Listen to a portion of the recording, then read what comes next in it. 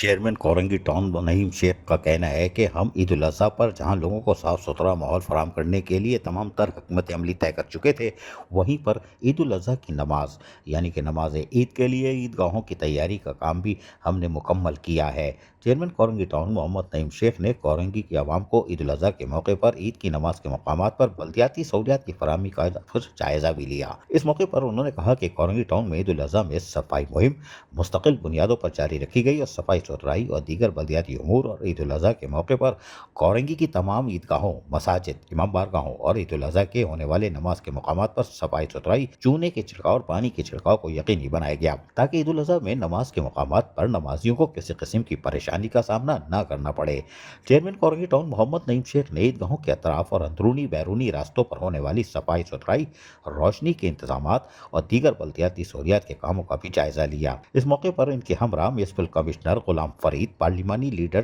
تنویر عباسی، قابل احترام UC2 vice chairman قاری اسرار، فوکل پرسن عرفان غنی، ڈائریکٹر سینیٹیشن، بھائی سینیٹیشن کا ہے زینی ٹینشن نہیں کا ہے، محمد یونس، ڈائریکٹر پارس معین جت، مولا جٹ، ڈائریکٹر سیکیورٹی رحمت اقبال ماشاءاللہ اور دیگر محکمہ جاتی افسران بھی موجود تھے۔ دورے کے موقع پر چیئرمین کورنگی ٹاؤن محمد نعیم شیخ نے عملے کی کارکردگی کو سراہا۔ پہلی دفعہ سراہا ہوگا یقین کر، ورنہ بڑا ٹائٹ ریمانڈ لیتے ہیں یہ۔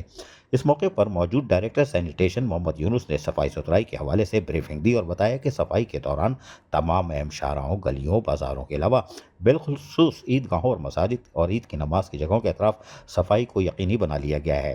چیئرمین کورنگی ٹاؤن نعیم شیخ نے ان کی کارکردگی کو سراہا۔ عزیز عارف، KBS بلدیاتی نیوز کراچی۔ ایسی ہی خوبصورت ویڈیوز فیوچر میں حاصل کرنے کے لیے ریڈ بٹن پر کلک کر کے اور بیل آئیکن کو پریس کر کے ہم سب کے سبسکرائبر بننا مت بھولیے۔